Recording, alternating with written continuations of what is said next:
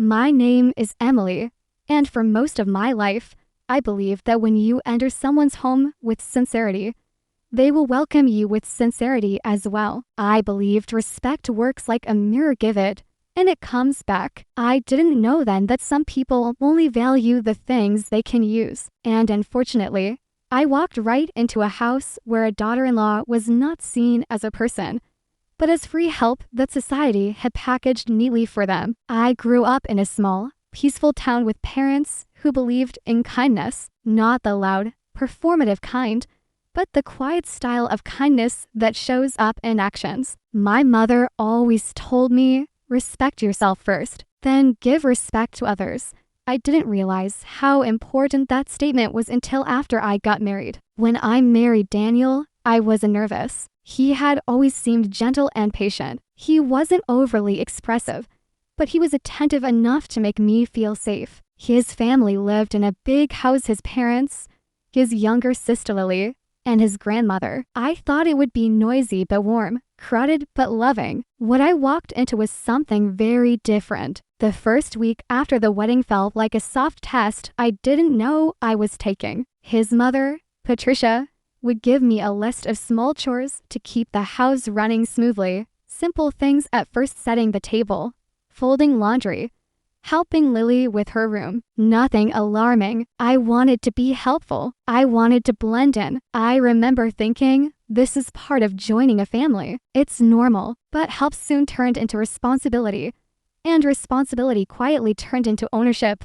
I noticed the first shift when I woke up one morning and found Patricia waiting in the hallway. She crossed her arms and said, "You woke up late today. Breakfast won't cook itself." I blinked, confused. It was only 7:30, but she had already decided I was supposed to cook breakfast. Daniel was in the living room scrolling through his phone, completely unfazed. I asked him later, "Does your mom expect me to make breakfast every day?" He shrugged lightly, as if it didn't matter. "She gets tired. Just help her out. It keeps peace." It was such a small sentence, so small that I almost missed its meaning. Keep peace. I realized he was telling me to adjust because everyone else wouldn't. Slowly, the house started handing me tasks the way a factory conveyor belt hands out boxes. Cleaning the kitchen, managing the laundry, ranging the living room, ironing Daniel's father's shirts, preparing tea for Lily and her grandmother, organizing the pantry, checking if groceries were low. And each time I did something well, they acted like it was a bare minimum. If I forgot something, I heard a comment about how young girls these days don't know the first thing about running a home. The painful part wasn't the work itself. I had lived independently before marriage. I knew how to manage things. What hurt was their tone, the quiet belief that I owed them my time, my energy, my presence. As if being married to Daniel automatically made me their unpaid maid. Sometimes, when guests visited, they praised Patricia for how beautifully the house was kept. They complimented the meals. They admired the organization. Patricia would smile proudly, accepting every compliment as if the house moved on her touch alone. And I would be standing just steps behind her, invisible, holding a tray of teacups. No one asked who actually did the work, but I kept my calm. I didn't want to start married life with complaints. I kept thinking, maybe things will settle. Maybe they'll get used to me. Maybe Daniel will notice eventually. I waited. I observed. I gave them the benefit of the doubt. The turning point came one evening, about 2 months into the marriage. I had just finished cleaning the kitchen after cooking dinner for 6 people. I was exhausted. My hands smelled like onions and detergent, and my back ached. I sat down on the sofa for a few minutes because my head felt heavy. Lily walked in, looked at me, and said in a half-joking, half-serious tone, "Mom says the bathroom needs cleaning. You should do it before bedtime. Grandma slept last week. Remember?" I looked at her for a second. She was resting on the armrest, scrolling her phone, her nails perfectly polished, her skin glowing from an hour-long skincare session she had just completed. And she wanted me after cooking and cleaning the entire evening to scrub the bathroom because she didn't feel like doing it. I said quietly, "Lily, I've been working all day. Can it wait till morning? I'm feeling tired. She rolled her eyes dramatically. If you do it now, it's better. Mom hates waking up to dirty bathrooms. And also, you're the daughter-in-law. It's kind of your job. Something inside me went still. Not angry, not upset, just still. Like when you're listening to someone and suddenly realize you've been misjudging the entire situation. I didn't argue. I didn't fight. I simply stood up and went to the bedroom. Daniel was lying on the bed, watching a video. I sat down next to him and said, "Your sister wants me to clean the bathroom right now." He didn't even look up. "Then clean it later." I said, "I'm tired." "Then rest later." Emily, don't start an argument. They'll think you don't respect the home. That sentence, that careless, dismissive sentence, it felt like a cold hand closing round my throat. Respect the home. But who respected me? I realized in that moment that Daniel had grown up in a house where the daughter-in-law was expected to be obedient labor. He didn't think he was doing anything wrong. He had been conditioned into silence. And I knew something then with absolute clarity. If I didn't protect my own boundaries, no one in that house would. That night, instead of scrubbing a bathroom while everyone else slept peacefully, I sat at my small dressing table and opened a notebook. I wrote down every incident since the day I moved in, not out of revenge, but out of clarity. I needed to see the truth on paper, without emotion clouding it. I listed their behaviors, their words, their expectations, and how each one chipped away at my self-respect. And as I wrote, a new feeling settled in me, not anger, but resolve. A calm, patient resolve. I didn't want dramatic scenes. I didn't want fights. I didn't want shouting. I wanted change. Real, lasting change. And people like Patricia, Lily, and even Daniel, they don't listen to words. They listen to consequences. They understand value only when something they take for granted stops being available. That night, I made myself a quiet promise. I would give them exactly what they gave me, not through insult, not through rage, but through strategy. If they treated me like a maid, I would show them patiently and powerfully what happened when the maid stopped running the house. I went to bed with a strange calmness. I had finally stopped hoping they would change on their own. I had finally started thinking about how I would change the situation. And this was the beginning of my calm revenge, a revenge that would come slowly, gently, yet effectively, like a soft wind that rearranges everything without ever raising its voice.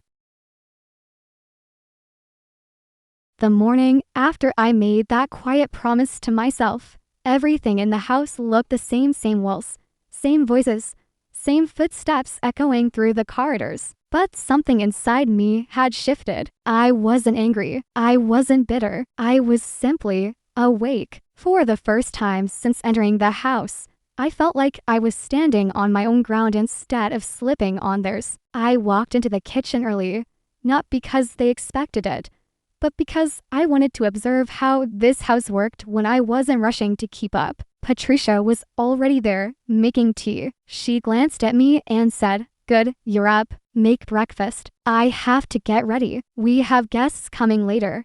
Her tone was the usual blend of command and entitlement, but instead of rushing like I usually did, I stepped closer and said, calmly, "Sure, I'll make something simple today." She blinked, surprised. She wasn't used to me choosing the terms. She wasn't used to the lack of guilt in my voice. Normally, I hurried, apologized, acted grateful for being allowed to serve. But that morning, I worked at my own pace. I cooked only what was necessary, not what would impress guests or her friends. And when she asked me to prepare extra snacks just in case, I said gently, "I'll help with what I can, but I won't be able to do everything alone."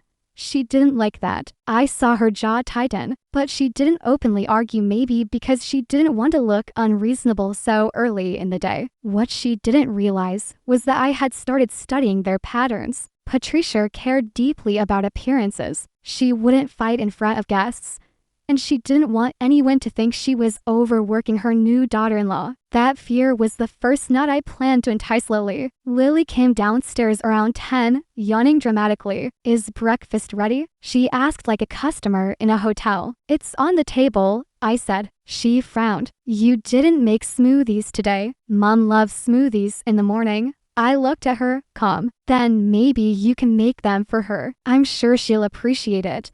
The look on her face, priceless, a mix of confusion and slight offense.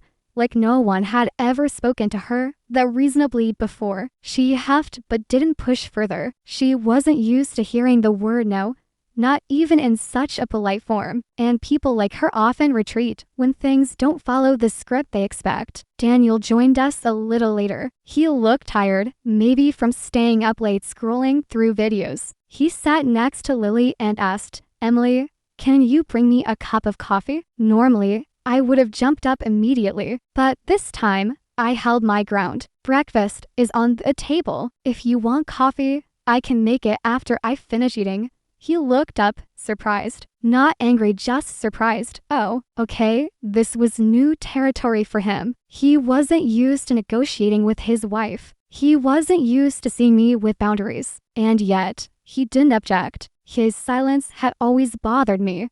But that day I saw something else. He wasn't intentionally cruel. He was simply conditioned not to expect pushback. After breakfast, Patricia pulled Daniel aside, thinking I couldn't hear. "She's changing," she said pointedly. "You need to tell her she has responsibilities." And Daniel, in his usual conflict-avoiding tone, said, "Mom, she just said she's tired. Let her be." That sentence was small, but it mattered. It was the first sign that maybe, just maybe, my calm approach was reaching him. I didn't confront them. I didn't bring it up, because this wasn't the time to fight. This was the time to observe more deeply and start mapping out the real structure of this household. Over the next few days, I changed my rhythm. Not drastically, just enough to disturb their expectations. I didn't wake up at dawn to sweep floors. I didn't cook elaborate meals unless I wanted to. I didn't run to the front door every time someone called my name. And each time someone tried to guilt-trip me, I responded gently, neutrally, but firmly. "No, I can't do that right now. I'll get to it when I'm free. I've already done quite a lot today. I need a break."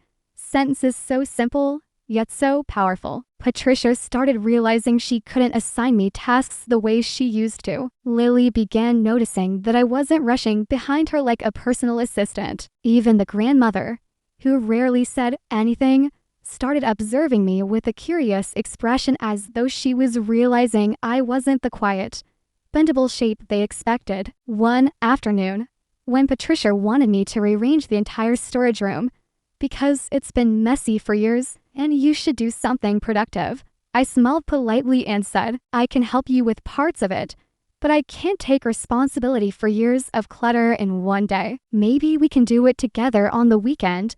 Her expression froze. Work together. Patricia hated that word. She preferred to delegate and supervise, not participate. "That's not how things work here," she said sharply. I looked at her gently. "Then maybe things need to work differently now." She walked away without responding, but the silence said everything. She wasn't angry because I refused. She was angry because I refused without fear. That night, Daniel finally noticed. While we were lying in bed, he asked, "Are you upset about something? You seem different." I waited a moment before responding. "I'm not upset. I'm adjusting the way I live." He looked confused. "Adjusting how?" "Daniel, I do the majority of the work here. Your family never acknowledges it, and you never step in. I've been trying to be respectful, but I've realized respect isn't a one-way street."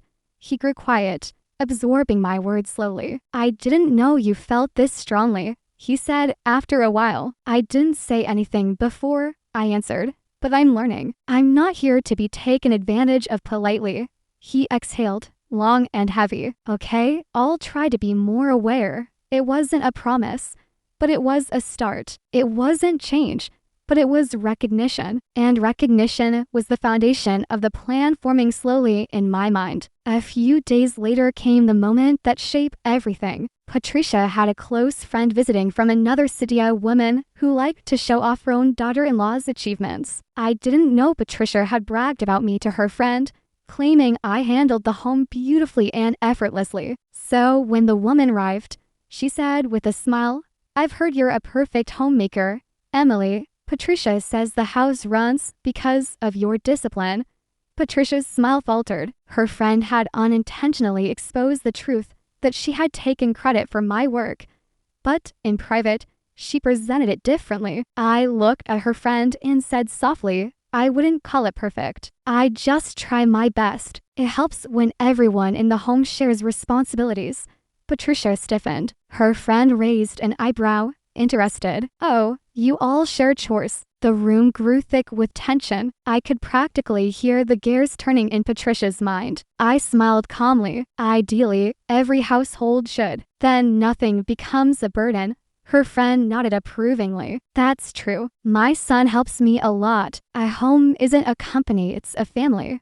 Patricia's face turned a shade redder. She wasn't expecting her friend to take my side, especially not so openly. But I wasn't trying to win a battle. I was simply telling a truth in a way that made the listener agree naturally. Later that evening, Patricia confronted me, but in a whisper, because she didn't want others to hear. "Why did you say that? You made it look like we don't help you." I answered gently.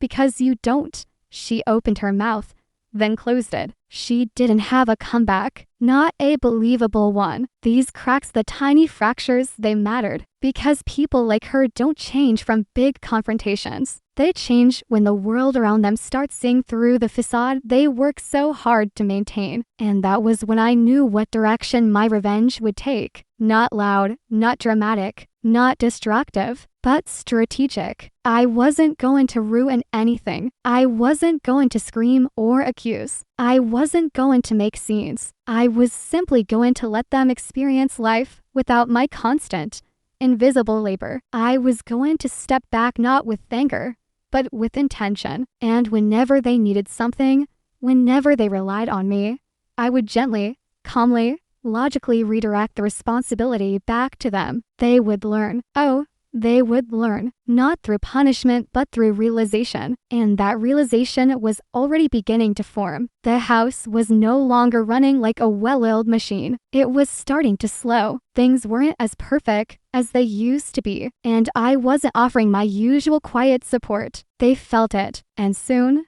they would feel it more deeply, because this was only the beginning of teaching them the value of respect, one calm, deliberate step at a time.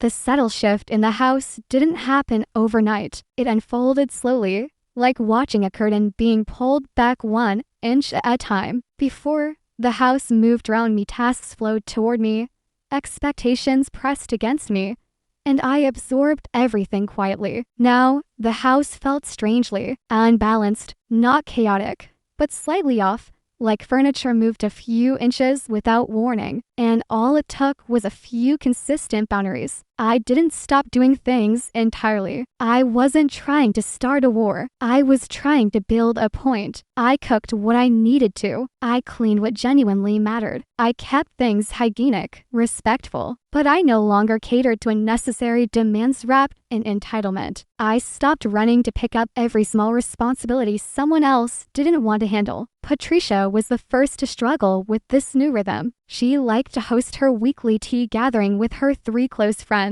Usually, I would prepare everything: the snacks, the tea, the cutlery, the setup, and afterward, the cleaning. She always took the credit for her hospitality, and I used to swallow the bitterness quietly. This time, when she called for her friends to come over on Thursday, I simply said, "I hope you all have a good time. I'll finish my own tasks after lunch." She frowned, already irritated. "What do you mean? They're coming at 4. You have to prepare the usual things." I looked up from the vegetables I was chopping. "Patricia, I'll help you with 1 or 2 dishes, but I won't manage the entire gathering. It's a group you enjoy, and it makes sense that you take the lead." She looked genuinely confused, as though I had just spoken in another language. "But you always do it. And look how tired I always am," I said softly. She opened her mouth, then closed it again. "Fine," she muttered. "I'll see what I can do." That afternoon was an interesting scene. Her friends arrived,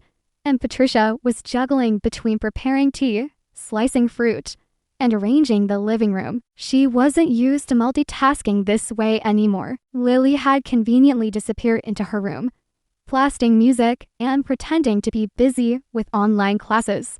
Daniel was at work. The grandmother was resting, and so Patricia was left to manage her own gathering. When her friends complimented the tea, she said with a forced smile, "Oh, I rushed a little today." Emily helped a bit.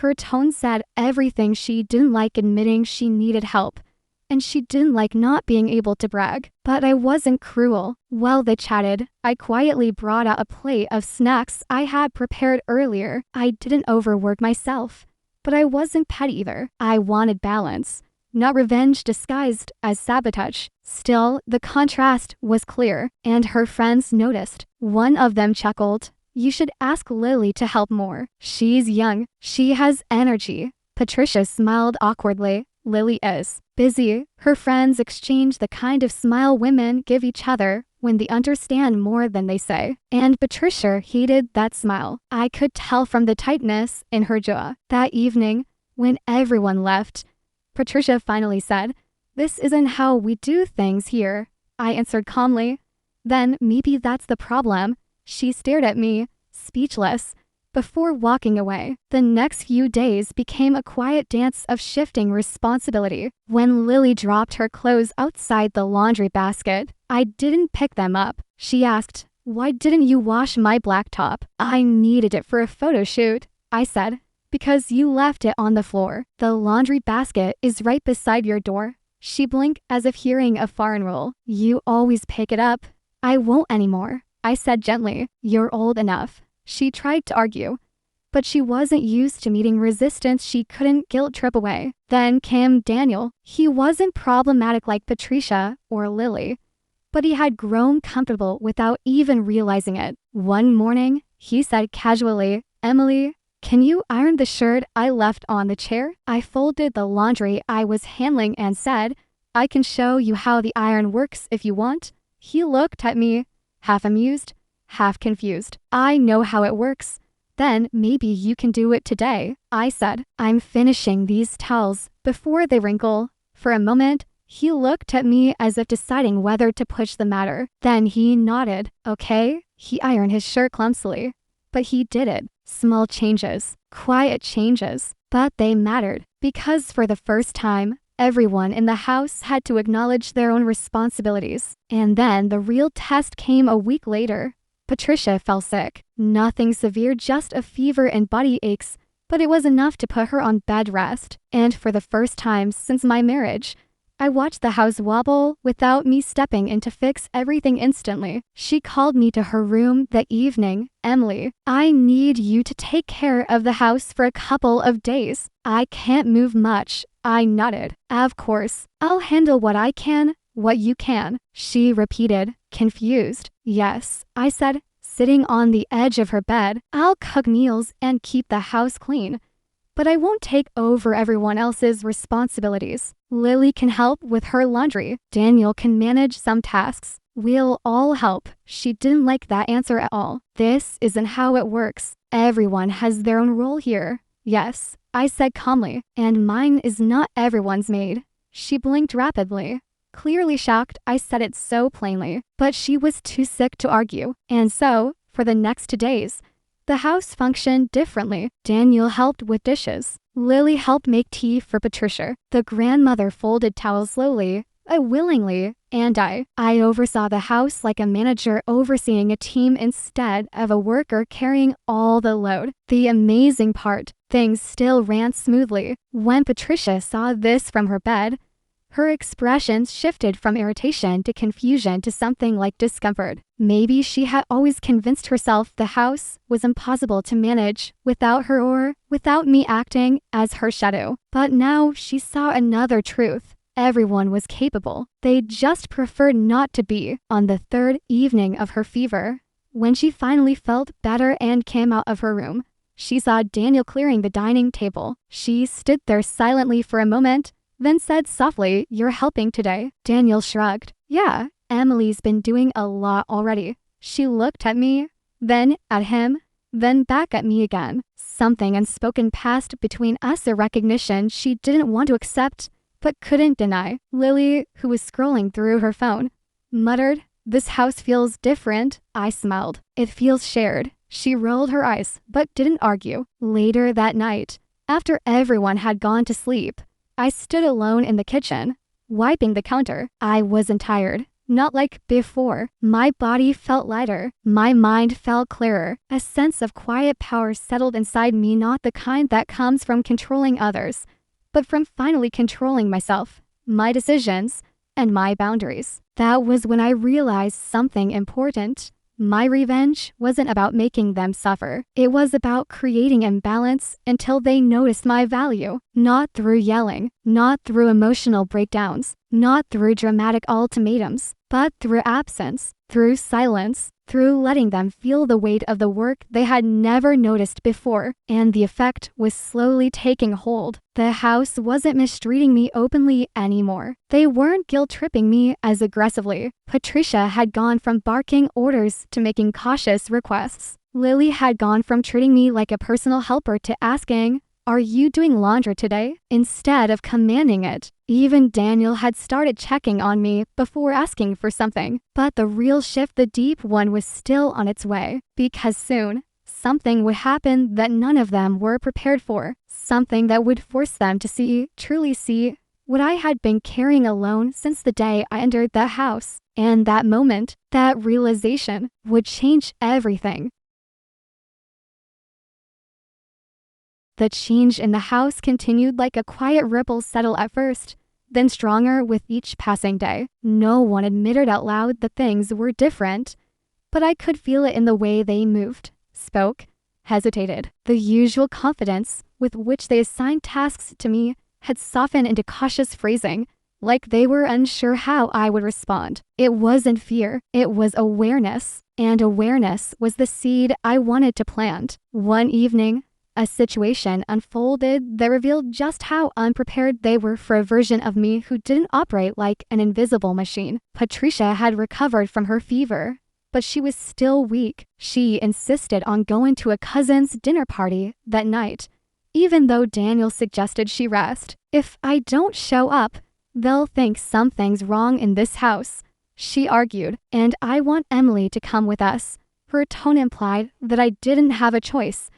But this time, I didn't respond automatically. I was in the middle of prepping vegetables for the next day's lunch. Calmly, without looking up, I said, "I don't think I can join tonight. I already planned tomorrow's cooking, and I want to finish preparations." She stared at me as though she misheard. "But everyone expects the whole family." I wiped my hands slowly. "Then maybe Lily can go with you." Lily's head shot up from her phone. "Me? I have plans." I smiled gently at her. "You can reschedule. Your mother needs you." Patricia looked between us, uncomfortable. She wasn't used to being offered alternatives that didn't revolve around me. Finally, she said, "Fine, Lily, get ready. We're leaving in half an hour." Lily groaned dramatically, but didn't fight further. She knew Patricia wouldn't back down this time. When they left, the house fell into a calm silence. Daniel stayed back too. He wasn't invited to the dinner, which was common. He was lying on the sofa scrolling through his phone. I didn't expect him to help, but after a few minutes, he walked into the kitchen and asked, "Do you need anything?" The question alone startled me. I had gotten so used to being the one offering help, not receiving it. "I'm fine," I said, slicing carrots. "You can relax." He leaned against the counter, watching me. "Mom looked upset when you said you weren't going."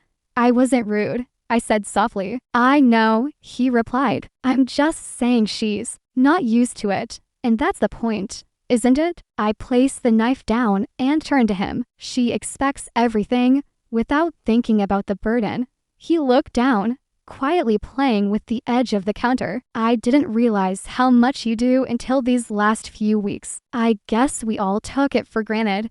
This was the first honest acknowledgement I'd heard from him since our marriage. His voice was sincere, not staged, not pressured, not defensive. I nodded slowly. Thank you for saying that. He gave me a faint smile, one that held a mixture of guilt and understanding. Later that night, something small happened, small, but meaningful. A dish slipped from Daniel's hands while he was helping me put away the dinner plates. It fell and shattered. The sound was loud, sharp, and for a second, I instinctively waited for Patricia's angry voice to erupt somewhere from the walls. But she wasn't home, and Daniel quickly said, "I'll clean it." I stepped back as he picked up the broom. Watching him sweep carefully, I felt a strange ache, not sadness, but something gentler. Moments like that reminded me we weren't enemies. He wasn't a bad husband. He was simply raised in a house where men didn't see the labor women performed. When he finished sweeping, he said, "This feels okay, you know, helping. I don't mind it." A small warmth spread in my chest. "I appreciate it," I said with a smile. He went upstairs, and I finished the rest of my chores calmly. It felt peaceful, almost healing. But the real turning point came the next morning. Patricia had woken up irritable, maybe from staying out late, maybe because she didn't like how the house was evolving without her full control. At breakfast, she suddenly announced, "We're having a family lunch this Sunday. My brother and his family are coming. Emily, you'll prepare everything. They like variety." Lily looked at me smugly, as if she expected I would panic or scramble. I didn't. Instead, I sipped my tea and said, "Sunday? That's 2 days away. If you want a variety, we should plan it together." Patricia blinked. "Together? Why?" "Because a big lunch requires coordination," I explained calmly. "If we want it to go well, we can divide tasks. I'll cook 2 dishes. Lily can help with desserts since she likes baking. Daniel can handle the outdoor grill. And you can manage the setup." The room fell silent. This was the first time I had assigned responsibilities back to them politely, logically, but clearly. Patricia frowned. "Why do we need so much division? You've handled larger meals before." "Yes," I agreed softly. "And that's exactly why I know how exhausting it is." Lily's mouth opened and closed like a confused fish. "I bake." "Mom, why can't we just order dessert?" Patricia ignored her. She looked at me with a blend of annoyance and realization. "So you're refusing to cook?" "I'm not refusing," I said gently. "I'm suggesting we all not overwhelm one person."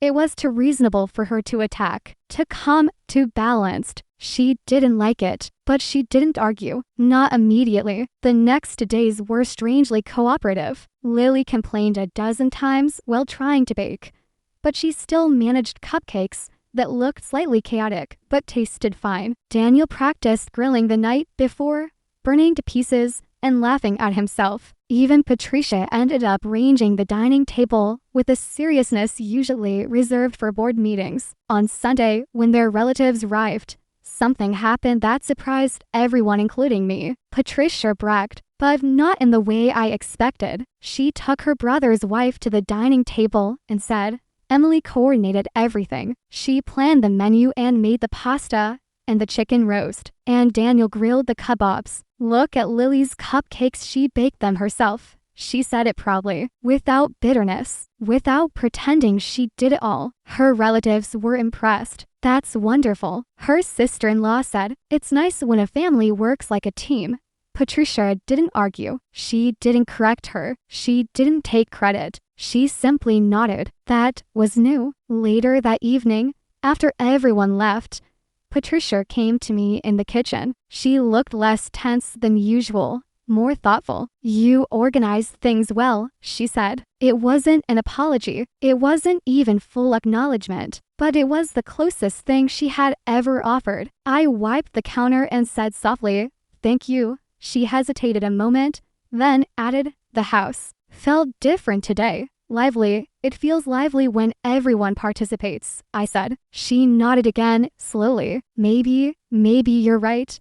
Her voice had no sharpness, just reflection, and that alone told me she was seeing the bigger picture. But just when I thought things were finally settling into harmony, life delivered a situation that tested everything, a situation that would put all the quiet lessons, all the subtle boundaries, all the calm revenge into the harshest spotlight yet. The next morning, I woke up to Patricia calling my name urgently. When I stepped into the hallway, I found her standing near the staircase, pale and trembling. The grandmother had slipped on the stairs. She wasn't seriously injured, but she was shaken and unable to walk without help. Daniel had already lifted her gently into a chair. Patricia turned to me with panic in her eyes. "We need to handle everything today. I can't leave her side. I need you to take over completely." The old version of me would have instantly agreed, rushing into every corner of the house. But this wasn't the old me, and this wasn't the same household. I placed a calm hand on Patricia's shoulder. "We'll manage. Together," she swallowed hard. "Together, yes," I said, looking into her eyes. "You stay with her. I'll start the meals. Daniel can help with errands, and Lily can handle the laundry." Patricia didn't argue. She didn't fight. She didn't object. She simply nodded almost gratefully, and for the first time, she didn't see me as a maid. She saw me as part of the family. But this wasn't the end, because something deeper was brewing beneath the surface, an emotional turning point that would reveal, once and for all, what my presence truly meant in that house, and what their respect or lack of it really cost them. The next chapter was coming, and it would change everything. I woke up earlier than usual that morning, not because anyone forced me, but because my mind was unusually clear. It was the kind of clarity that comes when you finally recognize the truth of a situation, not just emotionally, but practically. For months, I had been turning myself into knots trying to understand why this family treated me the way they did. I used to blame myself, wondering if I wasn't trying hard enough or adjusting properly. But now, after observing everything with a calmer, more strategic mindset, I finally saw it for what it was, a pattern, deeply ingrained and never questioned. They didn't respect me because they never had to. It was as simple as that. And honestly, the realization gave me a strange kind of peace, because once you see the pattern, you can interrupt it, not through shouting or arguing or begging for kindness. None of that ever works on people who benefit from your silence,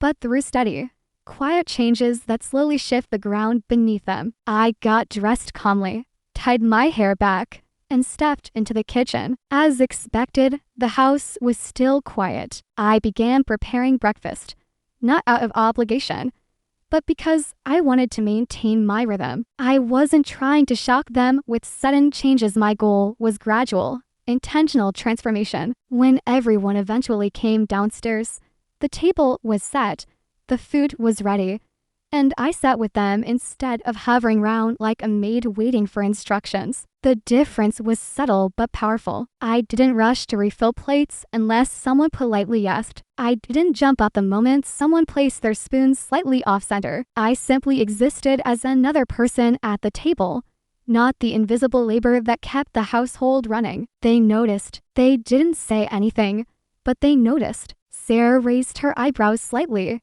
as though she found the change amusing. Karen looked confused, almost unsettled. My mother-in-law seemed irritated, but unsure how to address it without sounding like she was directly admitting that she expected me to act like a servant. Even my father-in-law, who usually acted indifferent, paused once or twice as if recalibrating the dynamic. But the most interesting reaction came from Ryan. He watched me more closely than usual, quietly, not angrily, but with a sense of concern, as if he finally realized that something was shifting. I didn't avoid his gaze, nor did I look at him with any resentment. I simply behaved like someone who valued herself. I think that alone startled him more than anything my in-laws could have done. After breakfast, I cleared my own plate only. I didn't snatch everyone else's plates the way I used to. For the last several months, I had fallen into the routine of clearing the whole table as if it were my personal responsibility. But not today. Instead, I gently reminded Karen, Please put your plate in the sink when you're done. She froze mid-step, almost offended. Why? She asked, genuinely confused. Because it's your plate, I replied softly. You used it, so you can place it in the sink. I'm happy to wash them all afterward. But everyone can at least put away their own dishes. Her lips parted slightly, like she wanted to argue. But then she realized how unreasonable she would sound. She placed the plate in the sink with a dramatic sigh. My mother-in-law followed next, trying to hide her disapproval behind a tight smile. It didn't bother me. I kept my tone even, my expression neutral, not confrontational, just matter of fact. Later that afternoon, something interesting happened. For the first time since I started planning my quiet shift, my mother-in-law called me from the living room, not in the rude, demanding tone she usually used, but with a hint of forced politeness. Emily, she said, could you bring me a cup of tea? I turned toward her calmly. I'm actually in the middle of something, I replied, but I can make tea for everyone once I'm done. She blinked. You're busy? Yes, I said gently. I'll make it in about 20 minutes. The living room fell silent for a second. She didn't yell. She didn't argue. She simply nodded stiffly and looked back at the television. But the expression on her face made it clear that she wasn't used to hearing no. Especially not from someone like me, someone she thought she had control over. True to my word, after I finished what I was doing, I made tea for the whole family and served it calmly. Nobody said thank you. But I didn't expect them to. I didn't do any of this for gratitude. I did it to reset the boundaries, one quiet moment at a time. Over the next few days, things continued shifting, not dramatically, but consistently. I stopped volunteering for every chore. Instead, I would ask, who's helping with dinner tonight? Or Karen, since I cooked yesterday, can you handle the salad today? I didn't ask like a victim begging for mercy. I asked like a partner as shared household. And if someone refused, I simply did my portion and no more. It was fascinating watching how uncomfortable neutrality made them. They were used to dominance and resistance clear, loud emotions. But calmness disoriented them. What surprised me most was how much this change influenced Ryan. At first, he seemed confused, maybe even guilty. One night, he sat beside me in our room and said, "You're different lately." Not in a bad way, just different. I looked at him gently. I'm just setting some boundaries, I said. It's nothing dramatic. I just want to feel like a person in this house, not free labor. He lowered his gaze, his shoulders stiffening. I didn't realize you felt that way. I tried telling you, I said quietly, no bitterness in my voice. But I think sometimes you only hear things when you feel them too. That statement sat between us for a while. He didn't argue. He didn't deny. Maybe for the first time in our marriage, he understood that silence doesn't mean acceptance. Sometimes silence is exhaustion. 2 days later, he did something unexpected. After dinner, he took his plate to the sink without being asked. Then he quietly washed the dishes while I watched from the hallway. He wasn't doing it performatively. He wasn't making a speech about how helpful he was being. He just helped. It was a small step, but meaningful. Another shift happened the following weekend. Sarah had brought some of her friends over, and as usual, she expected me to prepare snacks and drinks while she entertained them like a queen. But this time, when she knocked on my door and said, "Emily, can you get us something to eat?" I responded calmly, "I'm actually busy right now. The kitchen is free, help yourself." She looked genuinely shocked. "But they're my guests, and you invited them," I replied with a calm smile. "I'm happy to help later, but right now, I'm resting." She opened her mouth like she wanted to insult me, but with her friends standing behind her, she didn't dare. She gave a stiff nod and went downstairs. I could hear her opening cupboards, moving plates awkwardly, clearly irritated. But she managed on her own. For the first time ever, she managed on her own. It felt like a big victory, not because I refused her, but because she didn't collapse without me. She simply adjusted. But the moment that truly shifted the family's attitude happened. And the next morning, my mother-in-law felt ill, not seriously, but enough to need rest. Normally, in such cases, the entire burden of running the household would have fallen on me. But this time, I didn't jump at the opportunity to prove myself. Instead, I called a family meeting in the living room. They all looked confused as they sat down. I kept my voice calm, steady. "Your mother isn't feeling well,"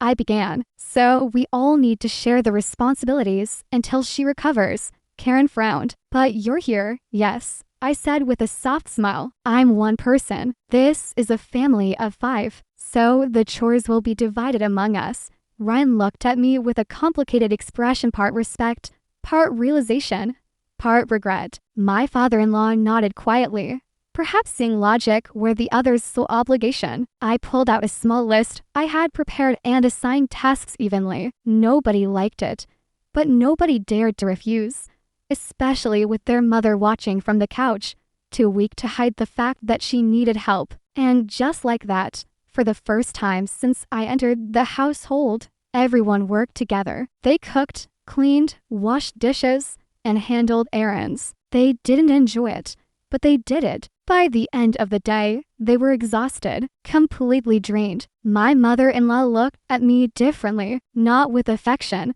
but with a newfound understanding. She realized something she had never admitted before. Running a household wasn't effortless. It wasn't magic. It wasn't something she or her daughters could do without help. It was work I had been doing alone for months. That night, Ryan placed a hand on my shoulder as we got ready for bed. "I'm sorry," he said quietly. "I really am." I looked at him, not with anger but with honesty. "Thank you for saying that, but apologies mean nothing without action." He nodded slowly. "I know. I'll do better." For the first time since our marriage began, I believed him, because for the first time, he actually saw me, and slowly, very slowly, the house began to see me too. Little did they know, the real part of my calm revenge was still to come. It wouldn't be dramatic, it wouldn't be loud, but it would be unforgettable. In the days that followed, the house settled into a strange, quiet rhythm, not peaceful, exactly, but cautious, like everyone was suddenly aware of the balance shifting, and no one wanted to accidentally tip it back into the old ways. I moved around the house with a calm confidence I hadn't felt in months, not because I was trying to prove anything, but because the burden I had carried alone was finally being shared. Even if reluctantly, my mother-in-law recovered slowly. During her rest, she often watched me, not with suspicion the way she once did, but with a kind of silent observation. I could almost see her replaying things in her mind, realizing how much she had taken for granted. She didn't apologize, not even indirectly, but the heaviness in her eyes told me she understood more than she let on. Ryan, on the other hand, became unusually considerate, not overly sweet, not forced, just thoughtful in small, natural ways. He offered to run errands without being asked. He cooked simple meals twice a week, even if they weren't perfect. He asked how my day was before talking about his. These were small gestures, almost ordinary, but because they had been missing for so long, they felt meaningful. But the real change I wanted wasn't just about chores or workload. It was about respect, true respect, rooted in understanding and acknowledgement. And while progress was happening, there was still one deeply ingrained problem left to address: the way they treated me in front of others. The perfect opportunity arrived 1 week later. Although none of us expected it, Ryan's extended family had planned a visitor group of 7, including 2 nosy aunts and 1 uncle who believed he was an expert on every subject. They came by car early in the afternoon. I hadn't forgotten the last time the extended family visited. My in-laws had used the entire gathering to show off how obedient and hardworking I was. Sarah had handed me dishes like I was staff at a restaurant. Karen had criticized my cooking loudly, and my mother-in-law had exaggerated every tiny mistake I made. It was humiliating, but this time would be different. I had prepared for situations like this, quietly, patiently. When the relatives arrived, the living room buzzed with the usual combination of loud greetings, exaggerated hugs, and forced politeness. I stood near the doorway, calm, smiling politely and not overly eager, when Aunt Lillian walked in with her classic patronizing tone. Emily, our hard-working bride, I'm sure you've been running this whole house. I didn't bow my head the way I used to. Instead, I kept my voice even. We all share the work here. It's a team effort. My mother-in-law's eyebrows shot up. The older aunt looked confused for a moment, maybe even disappointed because she was expecting me to blush or smile shyly. But I didn't. I held my ground with polite firmness. Ryan watched the exchange carefully. I could tell he was noticing things he used to overlook. When it was time to prepare tea and snacks, everyone automatically looked at me. I didn't move. Instead, I said, Karen, can you help set the tray? And Sarah, you prepare the tea. I'll get the cutlery. Sarah blinked as if she misheard me. Tea? Me? Yes, I answered calmly. You make it well. And it'll be quicker if we divide the tasks. The aunts watched, surprised. My mother-in-law opened her mouth as if to object, then closed it again. She wasn't feeling strong enough to start conflict, and deep down, she knew the logic was undeniable. For the first time in this house, my sisters-in-law had to demonstrate basic effort in front of guests. The expression on their faces was priceless. While they worked awkwardly in the kitchen, whispering complaints under their breath, I arranged the table in the living room with slow, deliberate movements. When the snacks were ready, Sarah carried them out clumsily, almost dropping a spoon. Karen followed with a tray slightly crooked. Aunt Lillian chuckled awkwardly. Oh, I thought Emily usually did all this. I smiled softly. Not anymore. We share the work. Everyone contributes. The relatives exchanged glances, some approving, others surprised. But the message had been delivered loud and clear. I wasn't a maid, and I wasn't going to be treated like one. Later, as we all sat together, the conversation drifted to family dynamics. That's when another aunt known for subtle criticisms disguised as jokes said, well, I hope Emily is adjusting well. It can be difficult for a new bride to keep everyone happy. In the past, I would have shrunk inside myself. But not this time. I folded my hands in my lap and answered gently. I've learned that adjusting doesn't mean losing yourself. If you respect yourself, others slowly begin to respect you too. The room went silent for a second. Not uncomfortable, just thoughtful. Even Ryan gave me a look of admiration he'd never shown before. After the relatives left, the real shift began. The family seemed unusually quiet, but not angry, just reflective. My father-in-law approached me later and said, in his usual understated way, you handled everything well today. It wasn't a dramatic compliment, but coming from him, it meant a lot. Sarah avoided eye contact for hours, perhaps embarrassed by having to work in front of guests. Karen confronted me in the hallway, her voice half annoyed, half bewildered. Why are you acting so different? I looked her straight in the eyes and said, because this is who I always was. I just stopped allowing myself to be treated badly. She scoffed, but didn't argue. She didn't have a comeback that made sense anymore. Ryan closed the door behind us that night and let out a breath. You were incredible today, he said quietly. I didn't realize how much you'd been holding back. I looked at him with calm honesty. I wasn't holding back. I was surviving. He sat beside me on the edge of the bed, looking down at his hands. I should have protected you more. I should have listened. You're listening now, I replied softly. That's a start. Over the next several days, something even more surprising happened. My mother-in-law began asking questions gently instead of issuing commands. Emily, if you're free, could you help me with the laundry? If not, I can do it later.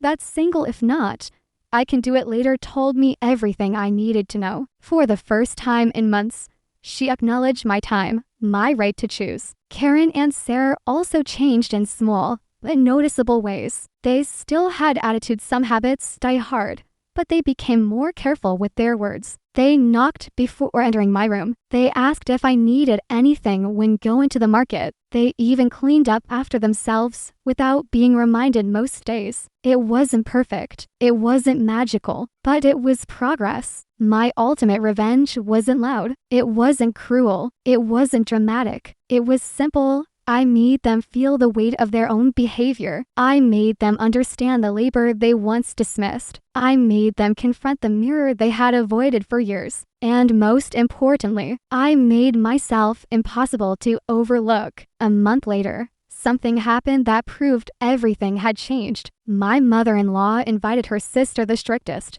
most judgmental relative in their entire family, for dinner. Normally, this aunt expected to see the ideal daughter-in-law serving and smiling silently. But that night, when she arrived, I was sitting comfortably on the sofa, reading. My mother-in-law called out warmly, "Emily, dear, come sit with us. You've been working all day. Karen and Sarah will serve the food."